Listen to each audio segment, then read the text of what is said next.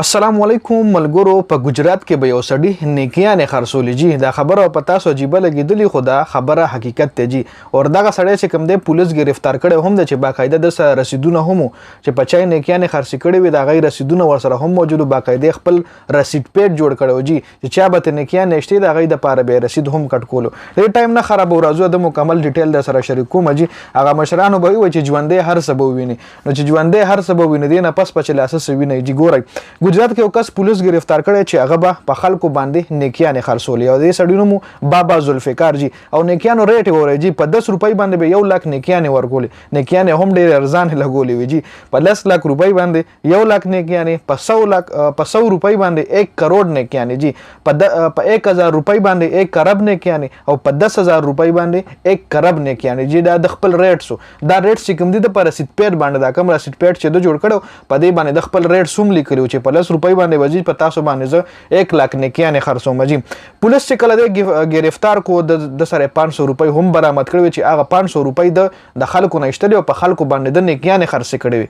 لکه داسې خلک هم شته ګوره جی چې نیکیانې په پیسو باندې اخلي او باقاعده رسیدونه ولا کټ کړي یو کاپي د سره پرته و او یو کاپي چې چاته نیکیانې ایستلې وي هغه ور کړی و. رسید پیډ چې کړي په هغه باندې د خلکو نمونه هم لیکلو چې چاته څومره نیکیانې ایستلې وي پوره ډیټیل په هغه لیکل شوی جی. پولیس په د باندې اف ای آر درج کړی دی او اف ای آر باندې اف ای آر کې پیدا د خیر غوښتو دفعات په د لګولې چونکې د نیکیانو خرڅولو حواله سره خو زمون په آئین کې داسې دفعات نشته چې لا خلک په راضي پر راتلونکي ټایم کې به خلک نیکیانې هم خرڅي. نو په د باندې د خیر غوښتلو دفعات چې کوم دی په اف ای آر کې لګولې دي جی او پولیس ورسره مطلب 500 روپۍ چې کمی برآمد کړي وي هغه ټایم آن د سپاټ کې د شدید مخکې هم د په خلکو باندې نیکیانې خرڅي کړي. خبره دی چې زه صرف د دې سړی نو کوم جی زمون په معاشره کې داسې جاهلیت اوس هم شته چې خلکو نه نیکیانې په پیسو باندې اخلي جی چې نیکیانې دا والا دومره پیسې او مال د دومره پیسو نیکیانو رسید راکړه جی. داسې خلک هم شته. زمانه جاهلیت خو مخکې چې کم زمانه جاهلیت هغې نه اوس هم په دې زمانه کې یو طرف لکه تاسو ګورئ نو خلک وایي دنیا ډېره هوښیاره شوې ده، دنیا ډېره ایجوکیټډ شوې ده، خو داسې خلک پکې هم شته دي چې دا داسې خلکو نه نیکیانې په پیسو باندې اخلي جي. 500 روپو د نیکیانې الریډي خرڅې کړې وي او دې نه مخکې کېدای شي ومې خرڅې کړي. رسید پیډونه ورسره خپل موجود جي. په لارو کې ګرځېدو دا چغې واخلې چې راشئ نیکیانې در باندې خرڅوم. په 10 روپۍ باندې 1 لک نیکیانې جي چغې به واخلې چې پولیس اورېدلې دي، پولیس راګیر کړی دی چې بچی دا ته څه خرڅې.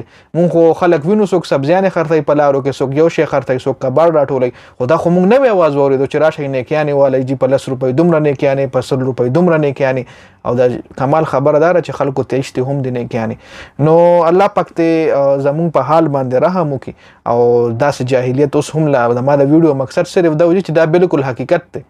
لکه اوس که څوک وایي چې دا دروغ کېدی شي نو دا بالکل حقیقت دی. دا گجرات تاڼه کې په دې سړي باندې اف ای آر هم درج شوی دی او دا تاسو په نټ باندې هم سرچ کولی شئ.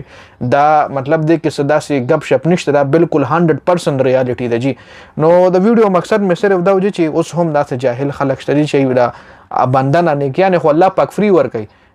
جومات ته لاړ شه په خوله باندې د الله پاک ذکر اذکار وکړه ستا په عملنامه کې به نیکیانې درج کړی کېږي جي. په پیسو باندې خلک نیکیانې اخلي. ډېره د افسوس خبره ده. د ویډیو کتلو زیاته مننه. ویډیو مخکې ملګرو سره ضرور شریکه کړئ. والسلام.